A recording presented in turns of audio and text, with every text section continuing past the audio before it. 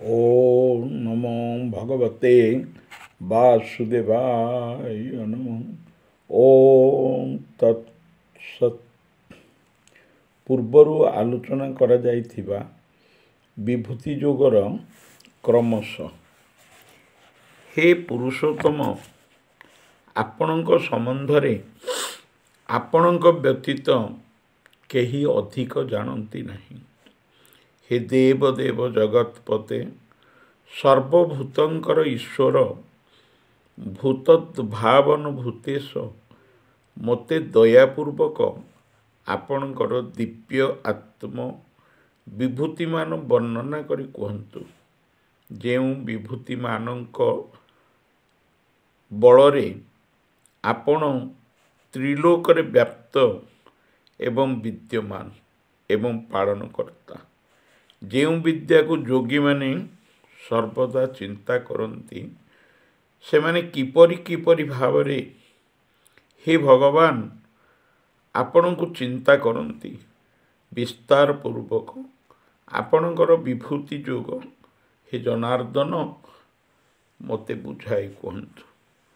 से कथा शुणी मोर आत्म तृप्त हेब एवं ताहाठारु बड़ी कौनसी अमृत नहीं जहा कि मते तृप्त करिवो। एपरि भावरे अर्जुन भगवान जोगेश्वर को अनुरोध करी कहले। श्री भगवान उवाच, मु तुमको दिव्य आत्म विभूतिमान कहिबी। प्रधानतः तुमे कुरुश्रेष्ठ, तेणु तुमको विश्वास पूर्वक मोर जो विभूति मानकर अंत नहीं ताहा विस्तारित भावरे मु कहि। हे गुड़ाकेश, मु आत्मा रूपरे समस्त भूत मध्य विद्यमान। हे गुड़ाकेश अर्जुन, मु आत्मा रूपरे समस्त भूत मध्य विद्यमान। मु आदि, मु मध्य एवं भूतमानकर अंतवासी अटे। मु मध्य अंत अटे। देवता मानक मध्यरे मु विष्णु। मु सूर्यर ज्योति एवं रश्मि। मरुत अतएव वायु मानक मध्यरे मु मारीची एवं नक्षत्र मानक मध्यरे मु शशि अटे।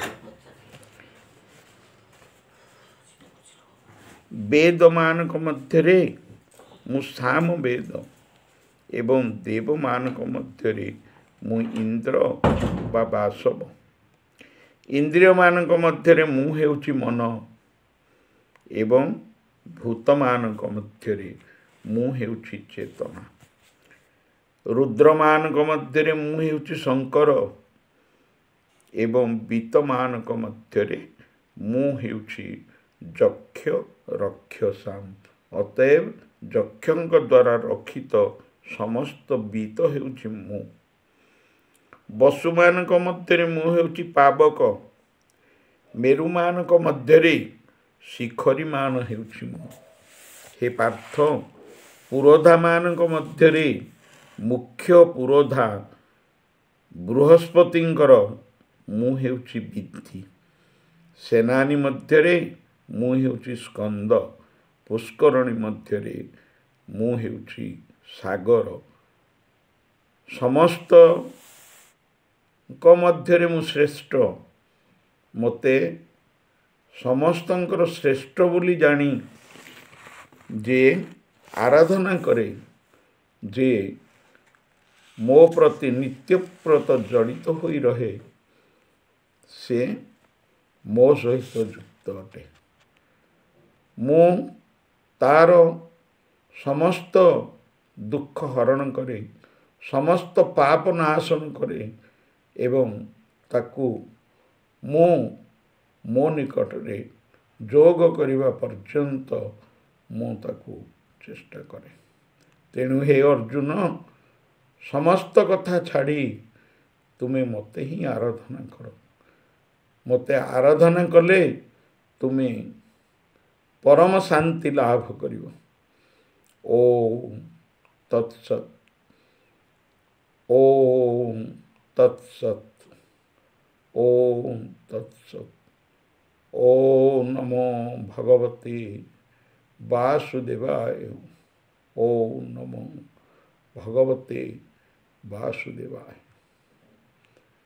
एहिपरि भाବରେ क्रमशः गीतार अध्याय गुड़िक उपरे आलोचना जारी रहिबो। ओम नमो भगवते वासुदेवाय।